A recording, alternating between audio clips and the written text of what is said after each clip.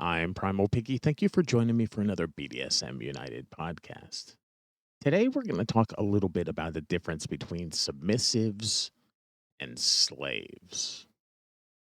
DS relationships, Dom sub, is based on power exchange, meaning that the submissive, who normally has personal authority over what they themselves may or may not do or have done to them, can give or exchange that power to the dominant for a prescribed period. Submissives have a strong desire to serve, but under certain negotiated conditions. Typically, the negotiated area includes the submissive's terms of service, the length of that service, their hard and soft limits, and the safe words. For definitions of all these, look back in our podcast archive. You'll find episodes about service and about limits and safe words. The submissive will also negotiate those aspects of their life to the Dom, and they'll negotiate those aspects of their life that the Dom doesn't control. These aspects often include things like the submissive's biological family and children, their work, their education, perhaps their religious observance. The conditions under which the submissive is willing to serve can be renegotiated. This is a major issue, though. The submissive retains the personal authority to ask their dominant to renegotiate the terms of service, but the dominant is under no obligation to accept the newly proposed conditions after the relationship has already been established, especially if any kind of contractual agreement has been made. And oftentimes, a contract doesn't have to be formal, it can just be an agreement, like a verbal agreement, or just acceptance of the submission and acceptance of the dominance of the two partners, acceptance of the exchange, in other words. If the Dom breaks the submissive's hard limits, oftentimes the scene would end, and in the case of a breach of a relationship trust, the relationship itself could end. The dominant may be permitted to break soft limits. These are the things the submissive has said they really aren't interested in, but only breaking them after discussing it with the submissive and obtaining their permission.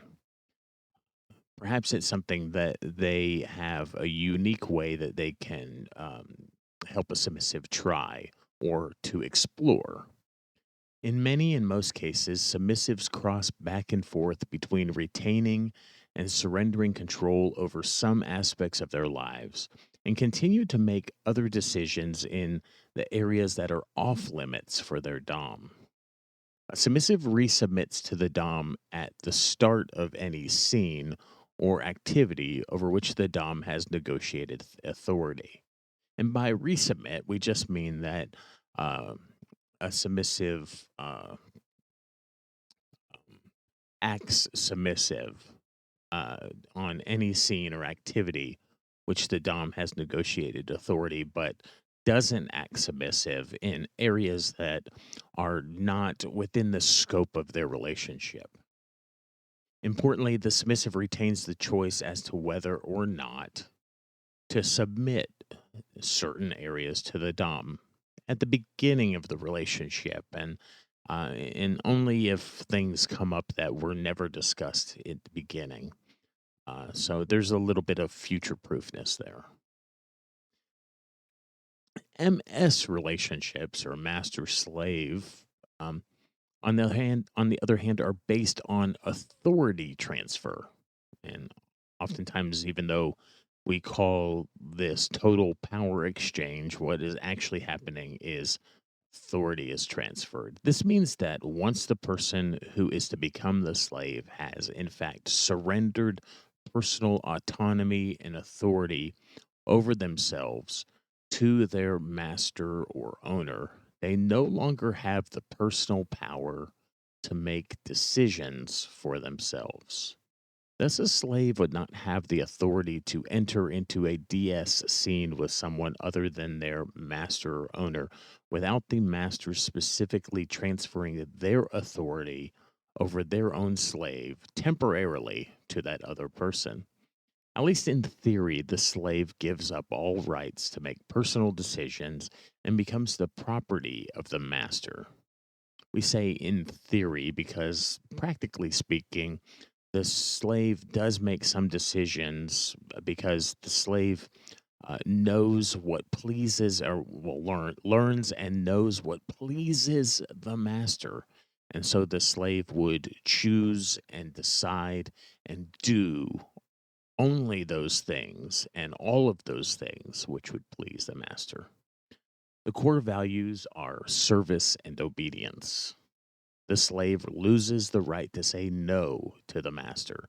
In its place, the slave may say something like, "Sir, if it pleases you, sir," to mean, "Master, I really rather would not do that," or "Sir, only if it pleases you, sir," which is as close to no as a slave is permitted under most master slave relationships. Note that the master has an ethical obligation only to push through and only if reply, so long as the master thinks that doing so remains in the slave's best interest. There are ethics involved, and requiring a slave to proceed through an only if command on a master's whim violates the basic master slave pact on the master's part and represents a contract violation. As slave cannot read out or, in other words, use a safe word in most instances, the slave has thus has accepted their master's limits and does what is asked of them regardless of their feelings about it. What does liking it have to do with it in an MS relationship? That's a rhetorical question. In many cases, a slave will give up their rights to personal property and will continue to work for the benefit of the master's household or the master's business. A slave's purpose is to make master's life easier. It's in that regard, a slave is expected to know what the master wants, what the master likes, to the extent that the slave can take independent action on the master's behalf, proactive rather than reactive, to show initiative as a thinking person. If a slave removes their own collar, it constitutes withdrawal from the relationship. So a slave is in the relationship consensually. They can remove their own collar, but oftentimes that means they are withdrawing from the relationship altogether. A slave oftentimes may be more interested in taking care of others, having what is typically called a service heart, than being taken care of. A slave may very well be a dominant in most other aspects of their life, but have chosen to be submissive or simply to serve one single person. So, hopefully, you see the difference between a DS Dom sub and an MS master slave relationship. Therefore, you can see some of the differences between what it means to be a submissive and what it means to be a slave within these two different relationship dynamics. Hopefully, it helps you uh, if you are submissive in nature or you're a dominant looking for a submissive partner of some type and you're unsure which. Uh, Hopefully, it helps put you in aimed in the right direction of where you want to go. Remember, none of these are things that you just walk off the street and jump into any relationship with. All of these BDSM relationships are just like vanilla relationships. They take time to be established and time to grow, and they take somewhat of a learning curve to learn each other and learn your relationship and form your relationship. Uh, Today's episode was taken from a book we highly recommend called BDSM Mastery for Relationships by Robert J. Rubel. We recommend all of Robert J. Rubel's books.